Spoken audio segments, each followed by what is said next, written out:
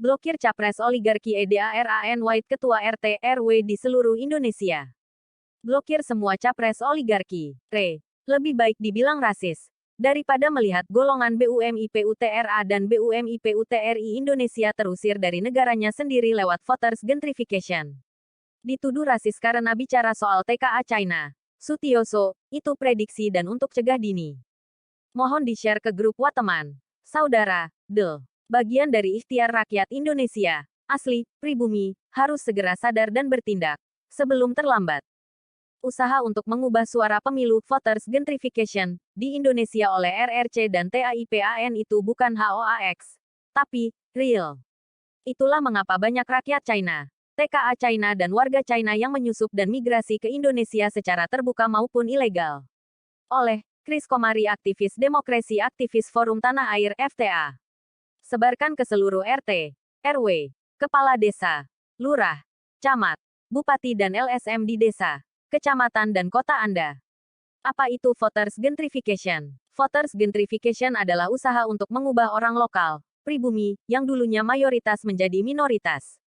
Para pendatang akan menjadi kelompok mayoritas yang akan menguasai ekonomi, politik dan kekuasaan pemerintahan lokal. Dan target mereka adalah menguasai DKI Jakarta dan Kalimantan.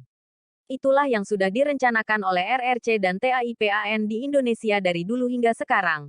Lewat proyek real estate DEVELOPERS, TAIPAN itu membuat kota baru seperti proyek Meikarta dan proyek di Pulau Reklamasi. Tujuannya adalah voters gentrification. Tetapi proyek mereka tidak sebatas Meikarta dan Pulau Reklamasi di DKI Jakarta saja. Banyak komplek baru dan perumahan baru dengan tujuan yang sama untuk ditempati oleh imigran gelap dari RRC di pinggiran ibu kota. Seperti proyek Meikarta, Pulau Reklamasi dan berbagai proyek perumahan di pesisir pantai di Pulau Jawa, Kalimantan dan Sulawesi. Awalnya mereka datang, tinggal di apartemen atau perumahan, belajar bahasa Indonesia, kemudian membeli IKTP dengan menyogok Pak RT, Pak RW dan Pak Lurah setempat dan berani membayar mahal sampai Rp. 12 juta per KTP. Setelah itu membeli KK dan beli SIM dengan membayar mahal juga. Mereka tahu, pejabat Indonesia rata-rata korup, murah dan mudah dibeli dengan uang recehan, tidak memiliki idealisme, patriotisme dan jiwa nasionalisme. Dengan bekal IKTP, KK dan SIM aspal asli tapi palsu itu, mereka kemudian akan ikut mendaftarkan diri menjadi konstituen pemilik suara, voter, dalam pemilu atau pilkada. Dengan perubahan landscape demografi, populasi dan etnicity dalam satu kota, kabupaten atau ibu kota, hal itu jelas akan mempengaruhi hasil pemilu atau pilkada di satu daerah. Bila etnis pendatang itu sudah menguasai ibu kota DKI Jakarta, maka menguasai Indonesia hanya soal waktu.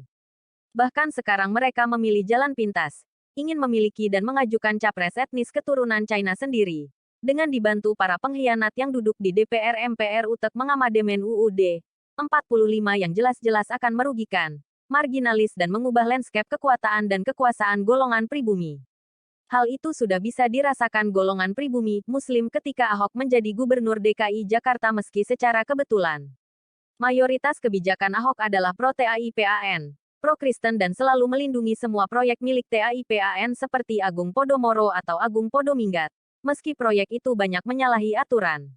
Bagi Ahok, semua proyek TAIPAN harus dilindungi dan bila menyalahi aturan, maka Ahok akan merubah aturannya untuk disesuaikan dengan kebutuhan dan kepentingan proyek Agung Podominggat. Itu bahayanya memiliki gubernur atau presiden etnicity atau keturunan China saat ini. Karena ancaman terbesar bagi golongan pribumi di Indonesia saat ini adalah keturunan dan etnis China. Semua proyek dan kepentingan TAIPAN China akan dilindungi dan dibela mati-matian oleh orang seperti Ahok dan pejabat khianat seperti LBP. Mesti hal itu nantinya akan marginalis atau mengeser bahkan mengusir keberadaan orang pribumi.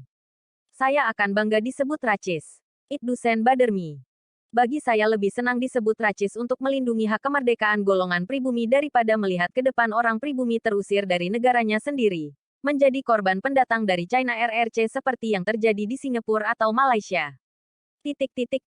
Karena itu saya bangga dan menghormati sekali kebijakan dan kewaskitaan dari Sri Sultan Hamengkubuwono ke-10 dari Yogyakarta, yang melarang etnis China untuk memiliki tanah dan properti di daerah Kesultanan Yogyakarta demi melindungi hak kemerdekaan orang pribumi. Itu bukan racis.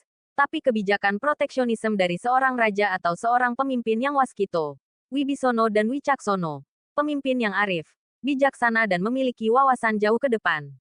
Tidak hanya memikirkan rondo ucul saja, seperti mayoritas anggota DPR dan ketua MK. Bagaimana cara mengatasinya? Semua RT, RW, kepala desa, lurah dan camat serta bupati di seluruh Indonesia harus melakukan sweeping terhadap semua penduduk pendatang di kelurahannya masing-masing dan mencari tahu, melakukan screening dan scrutinizing kewarganegaraan mereka satu per satu. Harus ditelusuri dari mana asal-usul dan prosesnya hingga mereka memiliki kewarganegaraan Indonesia menjadi WNI. Cek apakah IKTP, KK dan SIM mereka itu asli, aspal atau palsu. Kalau palsu, ciduk saja. Laporkan ke polisi setempat karena telah memalsukan identitas. Kemudian cek visa izin tinggal mereka. Masih berlaku atau sudah kadaluarsa. Kalau sudah kadaluarsa, ciduk saja. Laporkan ke polisi karena sudah overstay di Indonesia. Para pendatang itu harus didata dan diregistrasi kembali dan kemudian IKTP, KK dan SIM mereka ditandai dengan stempel yang berbunyi bukan warga negara Indonesia. Dilarang daftar dan ikut voting dalam pemilu. Atau cukup berbunyi bukan WNI, non-WNI. Jangan lupa untuk memata-matai gerak-gerik mereka di desa Anda. Bila terbukti menyimpan senjata api, harus digerebek dengan polisi atau TNI. Kalau terbukti, harus segera diproses, dipenjara, dikenai denda sebanyak-banyaknya hingga orangnya bangkrut dan akhirnya dideportasi kembali ke negaranya. Semua ini wajib dilakukan oleh semua warga negara Indonesia, khususnya golongan Bumi Putra dan Bumi Putri Pribumi Indonesia. NKRI itu negaramu. Jangan sampai pendatang mengusir dirimu dari negaramu sendiri. Minimum sadarilah fakta dan usaha voters gentrification dari RRC dan TAIPAN di Indonesia. Ingat perjuangan para leluhur kita mengusir pasukan China yang ingin menjajah Indonesia dari Eyang Kertanegara, Raden Wijaya, para pahlawan hingga Presiden Soekarno. Jangan takut membela hak kemerdekaan negaramu sendiri. Jangan takut dibilang RACIST. Kemerdekaan Indonesia itu adalah untuk kesejahteraan dan kemakmuran golongan Bumi Putra dan Bumi Putri asli Indonesia, bukan TAIPAN dan pendatang asing dari RRC. Di Amerika Serikat ada departemen bernama USISU, US Immigration and Customs Enforcement.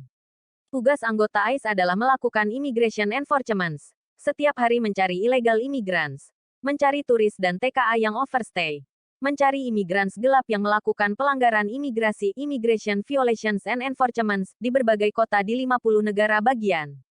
Indonesia bisa melakukan hal yang sama. Di era Presiden Obama, ada 1,8 juta orang berhasil dideportasi dari USA pada 3 tahun pertama in office. Di era Presiden Trump lebih banyak lagi. Ada 3 juta illegal immigrants yang dideportasi. USA memiliki 12 juta illegal immigrants yang tersebar di 50 negara bagian. Di Indonesia, TKA China mendapatkan perlindungan dari pemerintah sendiri. Jadi sulit berharap dari pemerintah untuk ambil tindakan mencari dan mendeportasi imigran gelap dan TKA China gelap. Karena itu, warga desa, penduduk desa, kecamatan dan warga kota yang harus bertindak beramai-ramai dengan membawa pemimpin daerah, minimal membawa Pak RT, RW, kepala desa, Pak Camat, Bupati, anggota DPRD, LSM, wartawan melakukan sweeping bersama di apartemen, perumahan dan pabrik. Dokumen semua kegiatan sweeping itu dengan fotos dan videos.